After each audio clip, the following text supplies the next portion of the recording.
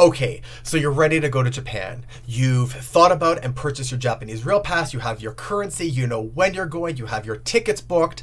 And you either have a SIM card or you put in your order for a global Wi Fi adapter. When I went to Japan, there were a number of cultural idiosyncrasies that really struck me. Not necessarily in a bad way, but I thought it would be helpful to give a bit of an overview of some of the things that I at least noticed while I was traveling through Japan, just so that you can be a bit more prepared and aware of the cultural norms that you will be expected to essentially adapt to. So first and foremost, there are like no garbage cans in Japan, like anywhere.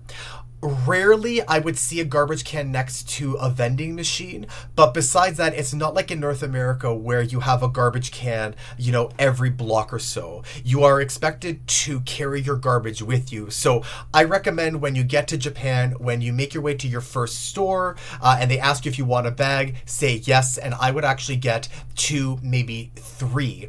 I got into the habit of basically having a pretty large plastic bag, double wrapped, just to make sure that there weren't any leaks, where I would keep my garbage in my backpack, and then I would either drop it off at a convenience store, or I would basically bring it back to my my hotel room. So that's something that took some time to get used to. Was there's no point in holding onto your garbage expecting a garbage can to turn up. It's not going to turn up. Put it in a bag, carry it with you, take it back to your hotel or your accommodation, or try to find a store that has a garbage can that you can drop everything off to. There are vending machines everywhere. This was actually really great, especially since I was traveling in really hot weather. You will never go thirsty. There is water. There is, the equivalent of things like Gatorade. There is iced coffee. I didn't really find a lot of alcohol vending machines. I think I found maybe 1 or 2, mostly in hotels. But generally speaking, it's soda, water, and iced coffee. But they are quite literally everywhere on main streets and in back alleys, in parks. Everywhere. You will never go thirsty. One of the things that I absolutely loved about Japan were the number of bathrooms that I found. I have a small bladder, which means that is my way of saying that I drink a lot of water and coffee and just liquids. And so there were 1 or 2 occasions where I kind of had to actively look for a bathroom. Not in Tokyo. I think they were somewhere outside of Tokyo. But quite literally, anytime I'm like, oh, I have to go to the bathroom, I think a minute or 2 later, a bathroom would appear. They are in parks. They're on the street. And every single subway station has a bathroom, if not multiple bathrooms. So again, if you have the Japanese Rail Pass, it pays for itself just to have access to, bathrooms at every single station. Malls, underground malls and walkways, department stores in general.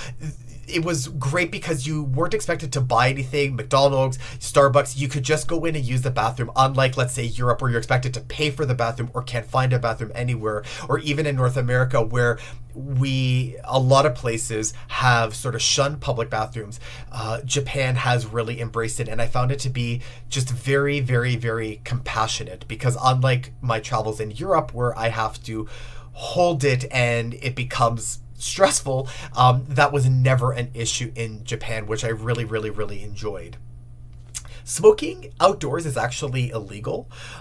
This is something that surprised me. I was quite happy about this because I didn't have to worry about basically being stuck behind someone who was smoking a cigarette or another substance and just, constantly having it in my face. The government has actually designated certain smoking areas that are kind of quadrant off and not entirely visible, so you don't actually even ever really see people smoking. But again, I don't know where they are, and I don't really know how frequent they are. They seem to be relatively frequently located, like in parks or little parkettes along the rivers and so on and so forth. But you are not allowed to smoke wherever you want. You have to smoke in designated areas, and that even includes in hotels.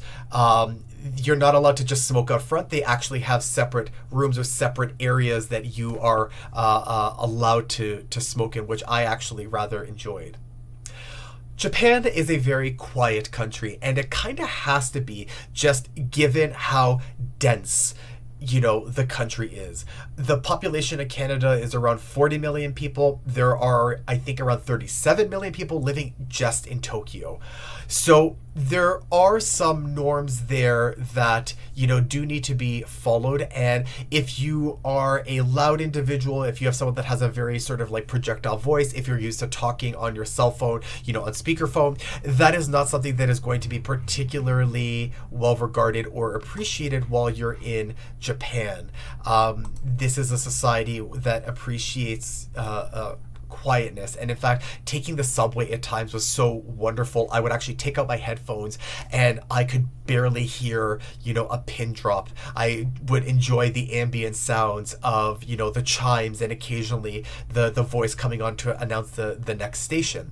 But again, if that's not your scene, if you will, or if that's not in alignment with your personality, it is something to keep in mind as you are traveling.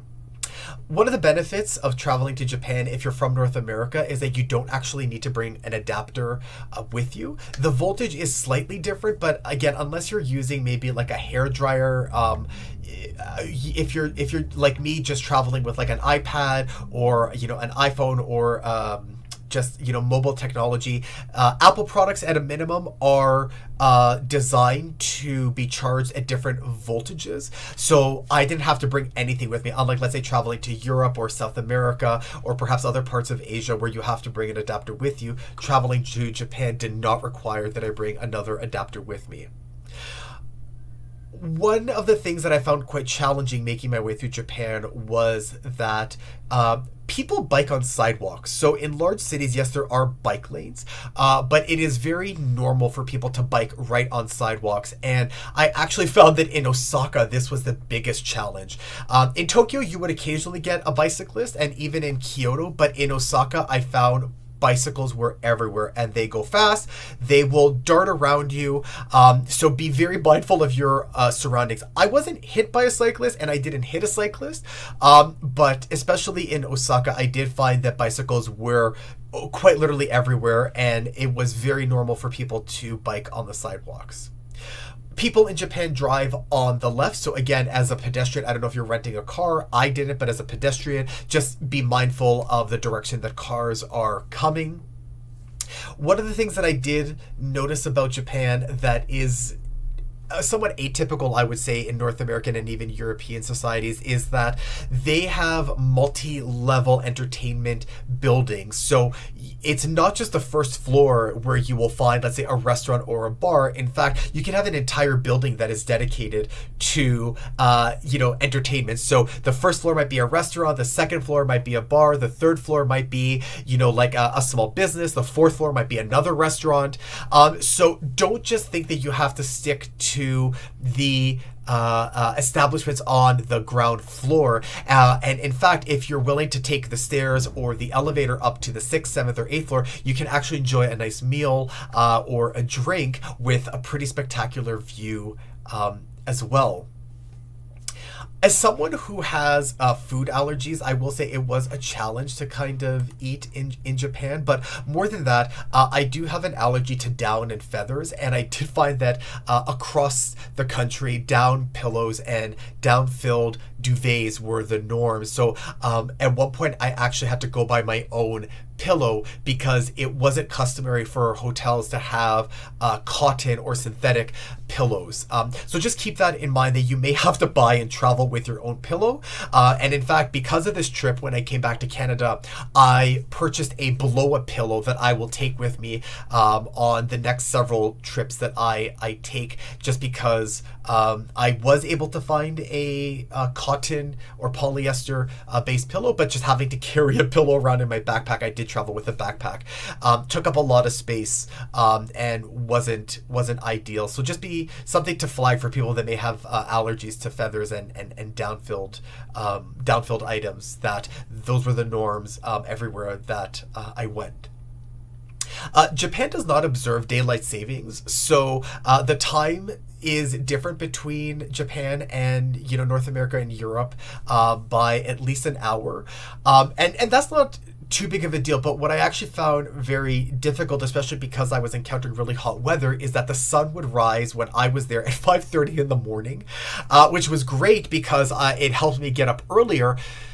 However, it also meant that it got hot significantly earlier. So the first few days when I was in Japan and making my way through, jet lag and literally like a 12-hour, reverse time,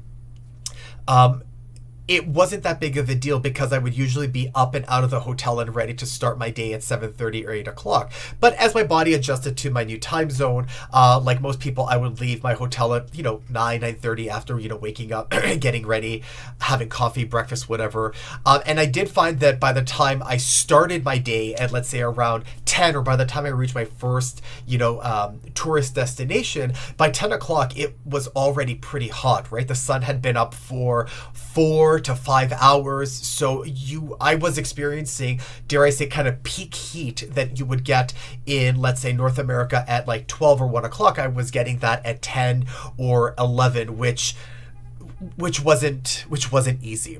That being said, because the sun does come down at 5:30, I do find that traveling at other times, that could be an issue. But because Japan, especially Tokyo and Osaka, is the nation of signs and lights, I actually enjoyed my time in the evening much more so than in the daytime. And the pictures, if you go onto my Instagram, that you'll see are so vibrant in the evening. I really enjoyed Tokyo, Osaka, and actually all of Japan in the evening, dare I say, more so than the daytime, in part because I didn't have the sun and the humidity,